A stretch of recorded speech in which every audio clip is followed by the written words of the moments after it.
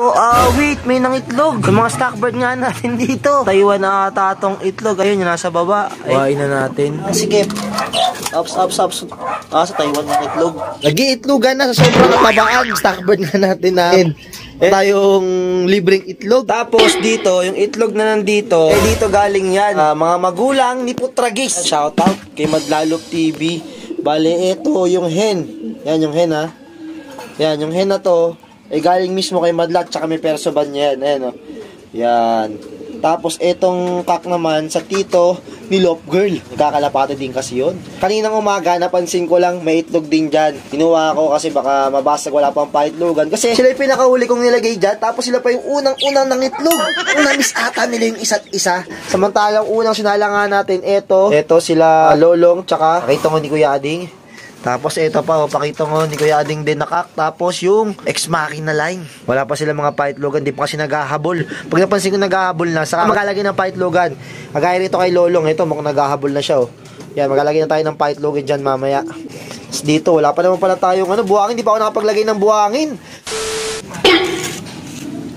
Lang tayo kumuha ng buhangin, no? Kasi di pa tayo nakabili ng buhangin. Kuhain na natin yung itlog ng mga magulang ni Putragis. Ang sikip lang dito sa lukma natin. Lagyan na natin dito mong antay na to ng magulang. Oh, ito na. Limliman niya na.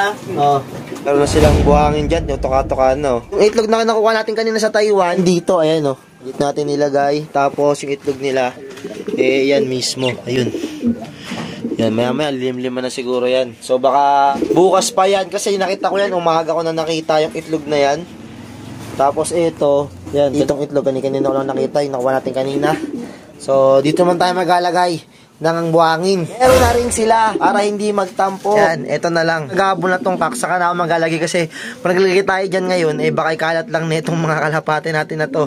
Ito kasing si Lolong naghahabol na. Kita nyo naman, tuka-tuka niya na. Ibig sabihin, naghahabol na talaga siya. Speaking of naghahabol, si Putragis, mukhang naghahabol na naman. Gagawa na naman ng part 2 inakay nila. Habol na naman siya kay White Fly, oh. Kaso nga lang, pag ginawakan ko si White Fly, hindi yung tipong dadapo siya sa atin kasi di naman ganun si Putragis talaga. Try natin. Kakalinis na ng flooring natin kasi nagpaligo tayo kanina. Ayan, o. Ayan, o. Gahabol na talaga siya. Minahabol niya si White Fly kung saan magpulitaw. May itlog na naman. So, update nga pala doon sa may inakay ni Putragis. Kasi misa yung mga inakay niya siguro mga 2 araw pa lang. Pagkapisa, may kumuha na, pinamigay nga natin kasi di na natin pinatuloy kasi alanganin kasi yun pag pinatuloy pa natin yung pag-usubo ni Putragis kasi mawala siya sa kondisyon. Kasi ginawa ko, pinamigay ko na lang yung pinaka-inakay niya. O, sabi ng iba, baka lang di daw mabuhay. Pero napakagaling nga, nung napagbigyan natin kasi, nabuhay niya yung mismong inakay ni Putragis. Ito yung picture, oh. Nag-send siya sa akin. Nung una daw, medyo hindi nakakahabol yung pangalawang anak kasi nagbalata kay White Fly isa. Medyo maliit kasi pero sinusubo-subukan niya at nahahabol niya pa. Galing talaga magsubo nun ni Titan So shoutout sa'yo, Titan. Itong kalapating na to, nakikita nyo to. Nagkaroon to ng baliling, yan, PNG. Okay na siya, magaling naman na siya ngayon. Kapatid niya ito, yung nice mate niya mismo. Ayun, ito. Ayan. Kasi nga, kakaintay ko nga sa mga kalapati nga natin, ilagay sa loop natin kasi nga para isang baksinan na lang. Yung mga YB nun, yung mga maliliit pa, antay ako ng intay hanggat nagkaroon ng mga sakit yung mga kalapati natin, naubos na, nagkaroon ng paratyphoid.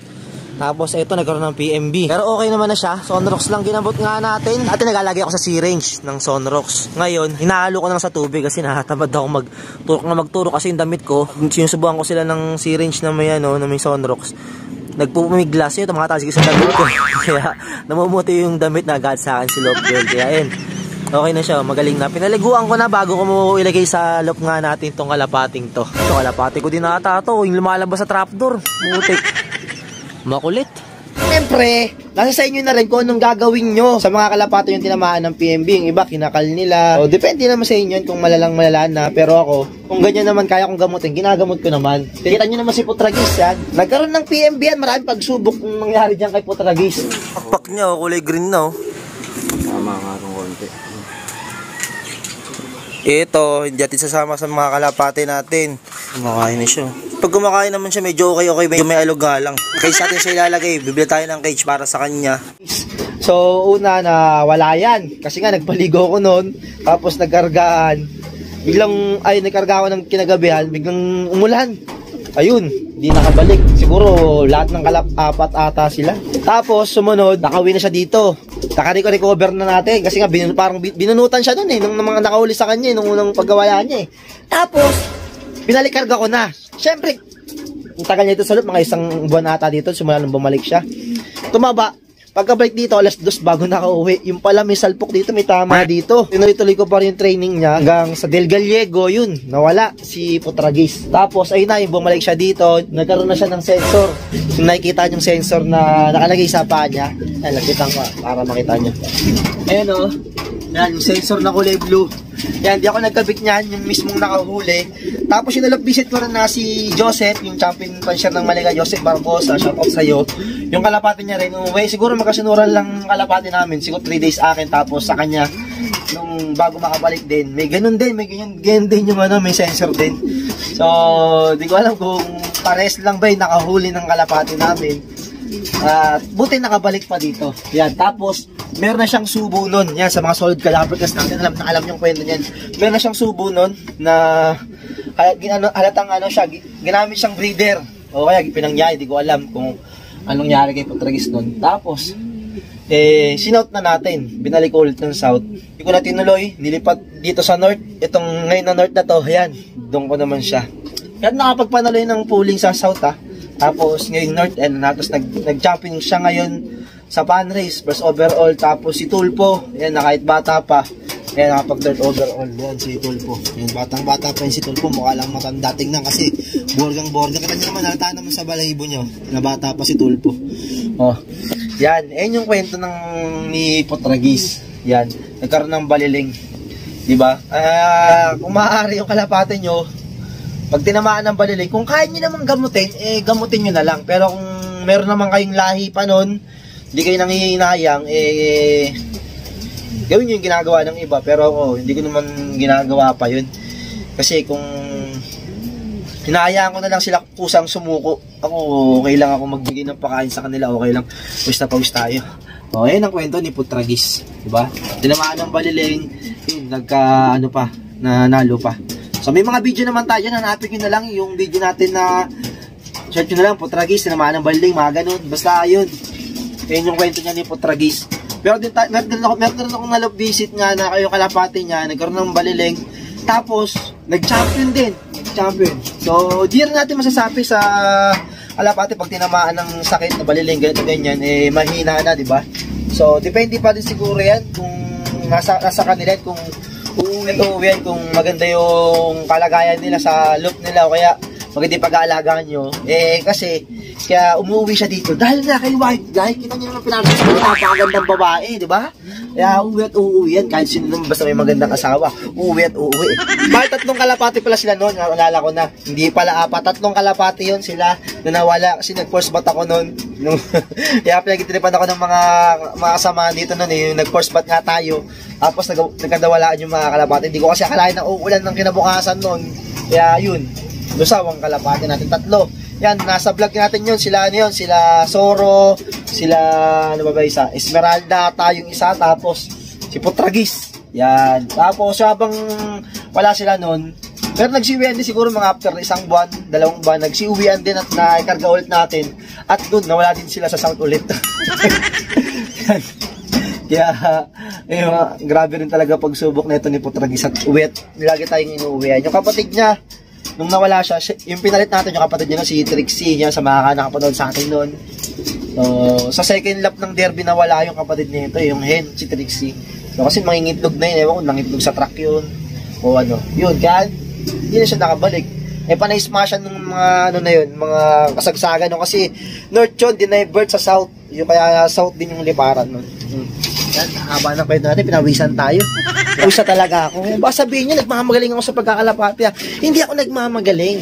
Sabi ko lang sa inyo yung mga naging karanasan ko. Siyempre, pag meron ka ng parang mga na-experience sa pagkakalapati, na rin yung nung sinasabi ko, yung mga na-experience ko.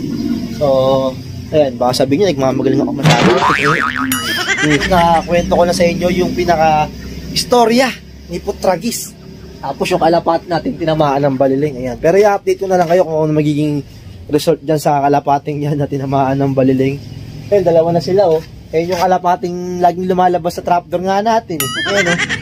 Siya lang bukod tangi nakakalabas dyan. Ewan ko paano niya nagagawa yan. Siguro, dahil siguro mababa. Itong ano natin, mismong flooring, papunta dun sa mismong labasan ng ano, yung ganyan, yan. Ako lang ba nakakaranas ng ganyan, yung lumalabas yung kalapati sa ganitong style ng ano, ng trapdoor? Yan, oh. Comment kayo dito kung nakakaranas din kayo ng kalapati na lumalabas din dyan. Yun lang talaga lumalabas sa kalapati ko, yung bukod tanging, yun lang talaga. Siyempre, babatiin ko lang naman yung pamangkin ni Saldi Dilan, yan, Coach Yeng. Si Ayon Agustin, yan, si Ayon Pogi. Yan, happy birthday sa'yo, Ayon Pogi. Pero pabati ka ng tito mong si Saldi Dilan. So, ayan, pawis na ako.